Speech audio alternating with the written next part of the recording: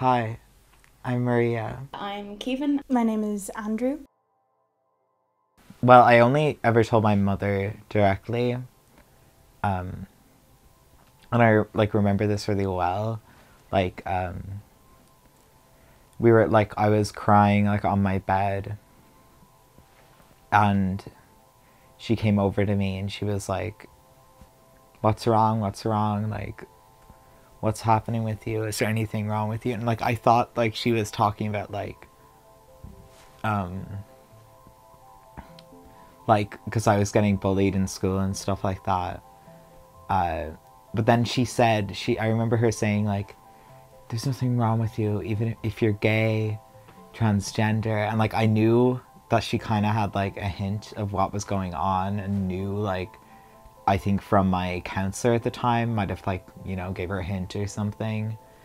And then it almost came out like a cough or something deep in my throat, and I was like, I'm transgender. It was like that, and we were just crying, and she was like, "Oh, I'm so happy for you," and I was like, "Yeah." It was actually kind of really sudden. One day I was having a conversation with one of my friends, and as a joke I said, "Oh, I'm not a girl, I'm just my name." And she took it really badly. She was like, "Oh no, you're a girl, what are you talking about?" And it took me a while to realise why I was upset about that, and I came out a week later. I knew I was non-binary when I was around 15. Started wearing boys' clothes more, didn't mind being mistaken for a guy. And then when I was 17, I went to Belong To for the first time. And in there, they introduce you and they always ask you your pronouns. And just off the bat, I said she, her. And the person beside me went, "Oh shit, I've been saying they, them for you the whole time." And I just saw her went, "Oh, you know what, that's fine, stick with that." And then by there I just started introducing myself using they, them pronouns to some of my more transgender friends who would get it, really. A common misconception, I think, would be that trans people are rushed into transitioning. It's just not true. Everyone I've ever talked to, except for other trans people, has told me to slow down. I have slowed down enough. Please stop telling me to slow down. Some misconceptions that it's easy, that it's a new wave thing. It's been being non-binary, being trans, it's been across the globe for years. It's been in different cultures like Native American, Indian, Hindu. It's been everywhere. And a misconception that, parents are forcing their kids to be someone they're not. That I'm becoming a woman. That I'm a woman now, but I wasn't before. I've always been a woman.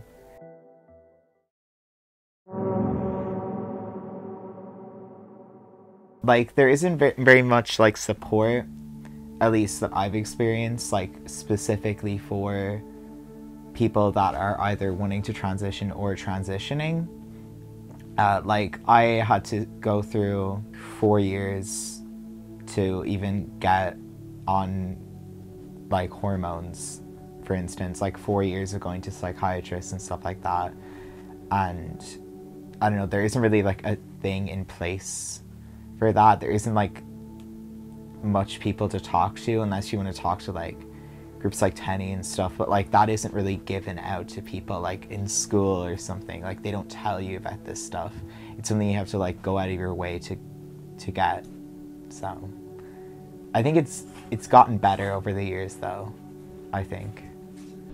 Ireland is shit to be trans. It's bad to be trans or non-binary here. There is one doctor that's able to give surgery on trans men's chest, and they're retiring soon. If you go to transition publicly, it's damn near impossible. The waiting list is 5 years long. In a worldwide scheme, it's a very safe place to be trans, depending on who you are. For me, it was fine. It took my parents about a year to come around. It was okay. But I have a friend who's a trans girl who grew up in Ballymun, whose dad left when she came out, and she wasn't safe. And it wasn't a good place for her. But I know other people who grew up in Foxrock and they were fine. It depends on who you are and where you are, really. People in the country wouldn't stand a chance. There are kids in Donegal who just wouldn't come out at all.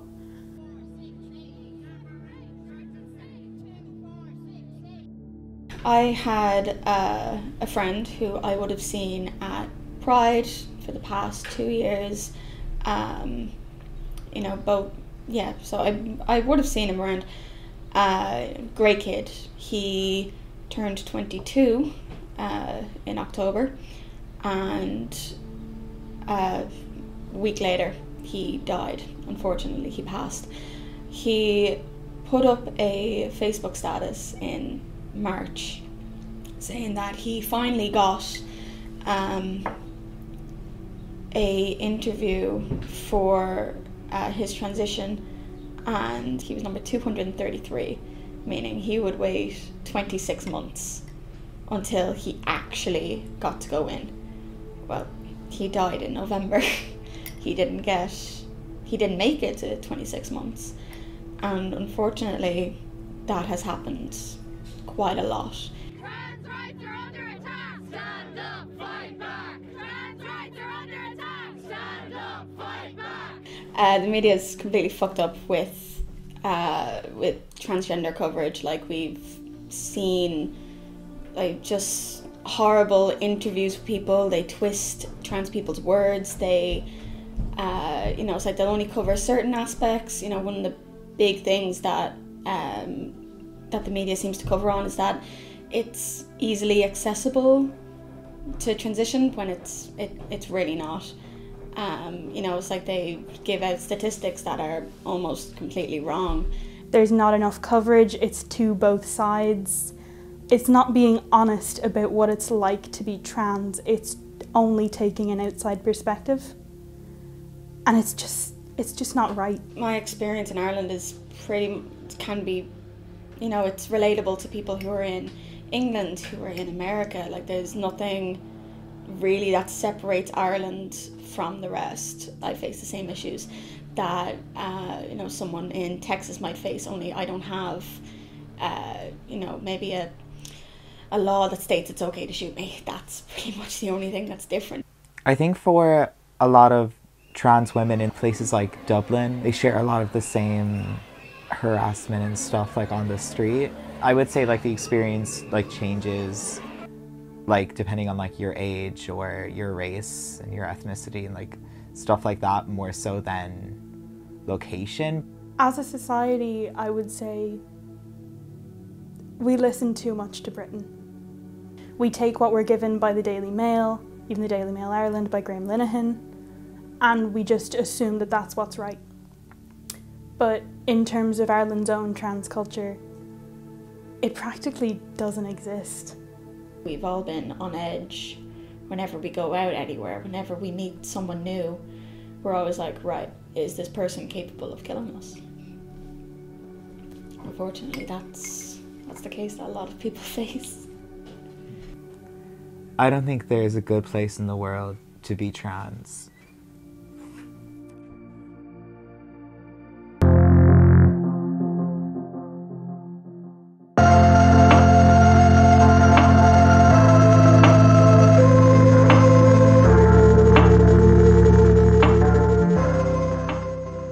Gender euphoria, for me specifically, would probably be a little bit different than for some other trans people, because I have a history of borderline personality disorder, so sometimes it can mix in with mania.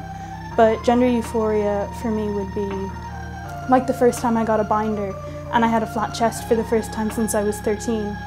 And even though I wasn't allowed to wear it at school, I wore it for a week straight anyway and warped my ribs, but I enjoyed it so much I just didn't care. It was like finally feeling right about something about my body. I don't know, like, see, I don't really feel it. Like, I've never really felt it and been like, oh yeah, that's what that is. It's more sort of something in, like, thinking back, like, when, I don't know, I tried on clothes that I liked, and I was like, oh, like, I feel like the gender I feel. Or, like, when I got on hormones, or something like that. Like, it's like a burst of like positivity in yourself. Gender euphoria is when someone says your correct pronouns and you get that sort of feeling of, oh my god, it's happening. I'm me, I'm the person I'm supposed to be. It's really just little things, but it makes up a whole feeling.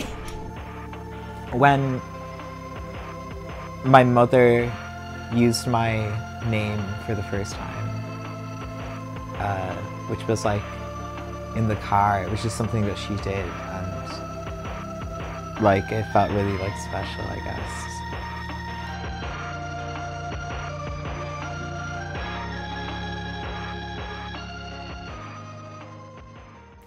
I think that there's like a change. I can feel it, I can sense it sometimes. I think that, like, you know, we gotta be hopeful anyway. Like, even if there isn't, like, might as well have hope. There's always global warming. Yeah.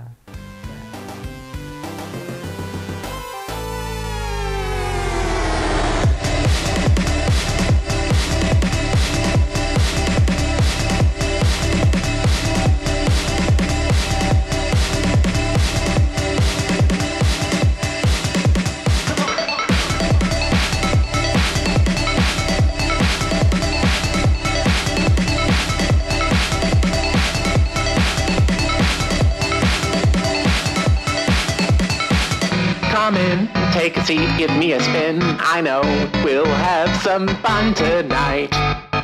Maybe you'll find your time well spent. Maybe I'll die when I leave your mind.